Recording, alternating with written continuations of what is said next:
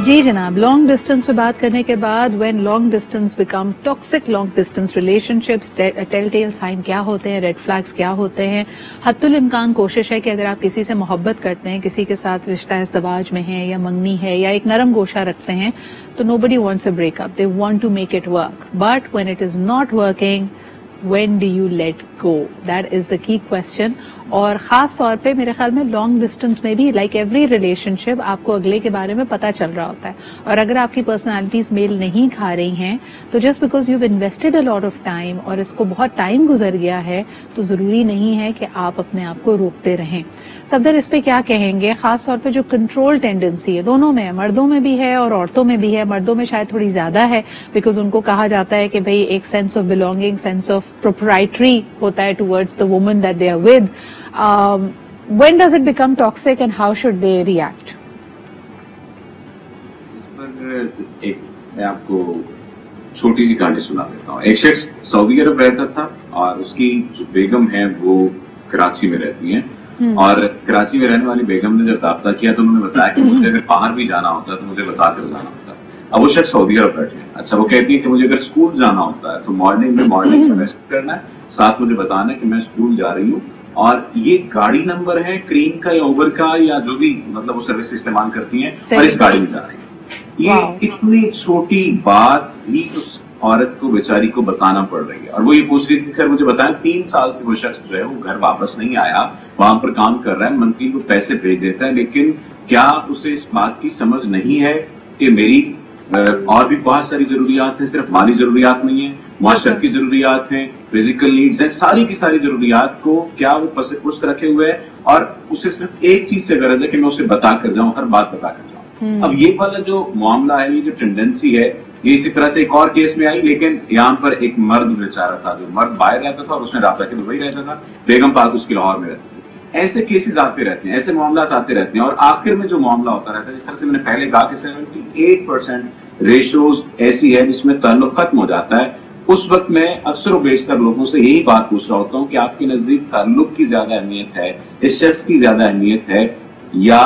आप इन मामलात को ज्यादा समझते हैं कि ये मामलात आपकी मर्जी के मुताबिक चले जाएंगे। अगर आपकी मर्जी के मुताबिक मामला नहीं चल रहा तो कोई इतना बड़ा मसला नहीं। अगर शख्स जरूरी है, अगर शख्स जरूरी नहीं है और उससे आप तंग आ चुके हैं और आप ये समझते हैं कि आपकी मेंटल हेल्थ पर इफेक्ट कर रहा है और आप ये समझते हैं कि इस ताल्लुक को खत्म कर देना बहुत ज्यादा जरूरी हो गया, तो फिर कोई दूसरा ऑप्शन हमारे पास बचता नहीं है। लेकिन अच्छा, मुझे एक बात बताएं सफदर, ये जो छोड़ देना आपने जो रूल्स की बात की, इसमें दोनों सूरतों में एक दफा एक मर्द और दूसरी दफा एक खातून अपने आप को रिसीविंग एंड पे, पाबंदियों की रिसीविंग एंड पे नजर आ रहा था।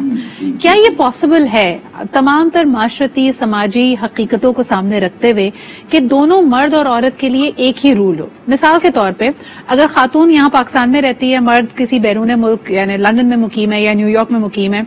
खातून की टाइम की पुलिसिंग, कर्फ्यू टाइमिंग वही हो रही होती है कि जी 7 बजे 8 बजे घर आ जाओ, लेकिन वो क्योंकि मर्द है, उसने दुनिया में निकलना है और वो बाहर के माशरे में भी रह रहा है और वो सेफ भी है, तो वहां पे उसके लिए कर्फ्यू टाइमिंग्स अलग हैं। यहाँ से मेरे ख्याल में डिफरेंसेस की शुरुआत होती है। एक केस की मैं आपको मिसाल दे देता हूँ, बाकी क्योंकि आपके पास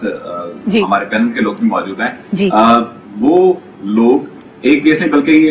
एक जनरल रवैया भी हो सकता है, वो खातीन जो काम करती हैं और कमाती हैं और अपना बोझ खुद उठाने की सकत रखती हैं, उन खातीन की निस्बत वो कम जवाबदेह हो रही होती हैं अपने खावंद को, अपने शौहर को, या अपने जिनके साथ उनका ताल्लुक है कि मैं यहाँ जा रही थी, यहाँ जा रही हूँ या ये कर रही हूँ।